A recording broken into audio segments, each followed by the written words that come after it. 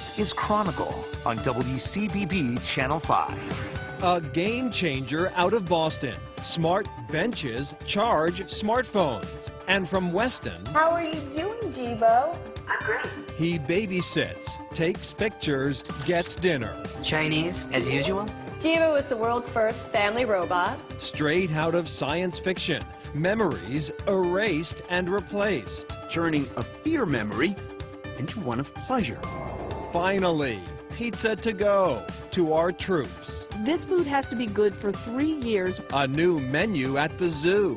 Produce is a big hit with the animals. Tomorrow is here. Next Gen is next on Chronicle. Good evening. We're getting a glimpse of the future tonight with the help of Bay State Brain Power. Every one of these remarkable innovations was developed locally. And every one was created to improve daily life, and that includes Shayna Seymour's new friend. Wake up, Jibo. He likes you.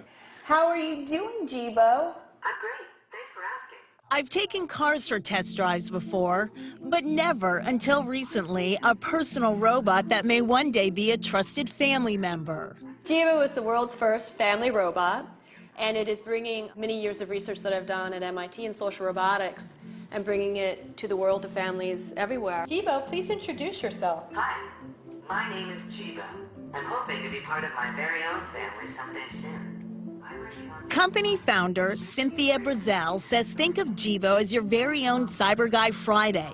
Armed with the most advanced voice recognition skills, Jibo was created to offload some of the minutiae of daily life. Hey buddy, can you order some takeout for me? Sure thing. Chinese, as usual? So when you think about what are the kinds of things that busy families want and need to do around care and coordination, communication, entertainment, play, all of those things are skills that Jibo can help you with. Like bringing a story to life for your child. Let me in or else I'll... Reminding you to take medication. Thanks, Jibo. Being a family photographer. Jibo, take the picture. With Jibo, Jibo can be a cameraman, so because he's a robot, he uses his vision capabilities, ability to find your faces, know when you're smiling, and track you. So now you can stay in the action. Tired of playing telephone tag with friends or relatives? With Jibo, I can say, Jibo, I want to talk to my mom tonight. And my Jibo can coordinate with my mom's Jibo, and so we can say, oh, your mother's free right now, can I connect you? And bam, it happens. The talented Jibo team has expertise in such varied disciplines as animation, artificial intelligence, robotics, and cloud security.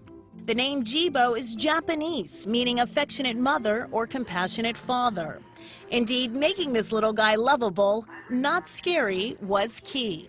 This is a technology that is really about this warmth. When you think about the experience of home, you know, for me, I love technology, but I don't want my home to feel like the Starship Enterprise.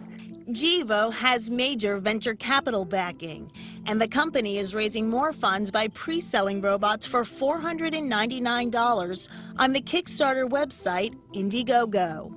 The estimated shipping date is late 2015. Are we ready for Jibo? Are we ready for Jibo? I think, you know, what we've seen in our crowdfunding campaign is absolutely people are very, very excited and very ready for Jibo. Not only people who want to have Jibo in their homes, but also third-party developers who are very excited to develop for Jibo. And it is the world. Jibo's had pre-orders from over 40 countries. I'm even working on my sense of humor. How often does this happen to you? You're out for the day and bummer, your cell phone just died. Well, if you're near one of these strategically placed benches here in Boston called Soofas, bingo, you're back in business. First there were smartphones, now comes smart furniture. A company called Changing Environment is creating solar-powered park benches that are charging stations for mobile devices. An idea born at MIT's Media Lab. You can now find Soofas at growing locations around Boston. So we deployed around 10 Soofas now within the Boston area, And it's just been amazing how people have been reaching out, telling us they wanted Soofas everywhere. We got requests from all over the world to bring Soofas to cities. And at the same time, we got the public engaged to decide the next locations of where the Soofas go.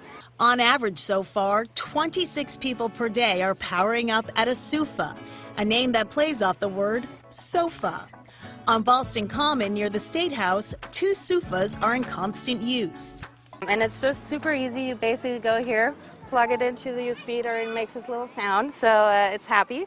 Generally, the Soofa is really happy right now because there's a lot of sun coming down onto the 30-watt solar panel, and so the sun is converted into energy. So there's no cords on this Soofa. It's just basically quickly deployable, and then gives juice to our dearest phones. When a recent news story about Soofas went viral, President Obama summoned the company for a show and tell on the White House lawn.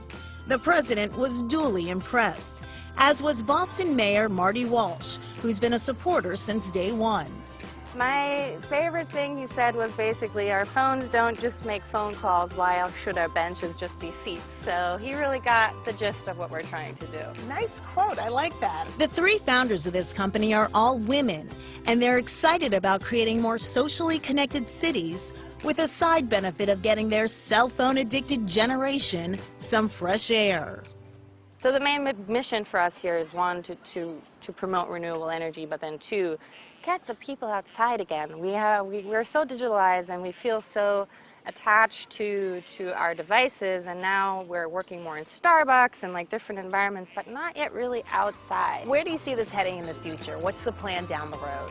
I got the feeling from all the people writing us that the people really want Soofas everywhere. And I think city government has a real opportunity here of listening to what the public wants. Because we're so attached to our phones. Now, one thing about those charging stations, in case you didn't notice, it is a BYOC, bring your own cable. So it's not like you can just be with your phone and need a charge. So you have to be forward thinking and have your charger with you. And back to Jibo, the next step with the robots is to get them to understand sort of emotional and social cues in language so they can better carry out commands. That's sort of amazing when you think about it. Very advanced stuff. And kind of freaky. The military can launch a nuclear submarine, but in the kitchen, they're stumped.